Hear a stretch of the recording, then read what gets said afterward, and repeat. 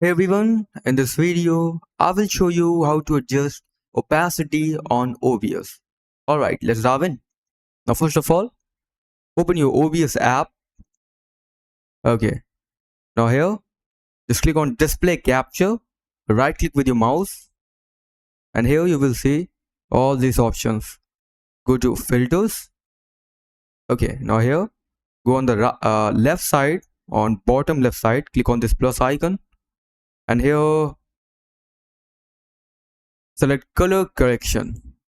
Okay, give it a name you like, click on OK, and here's this opacity option.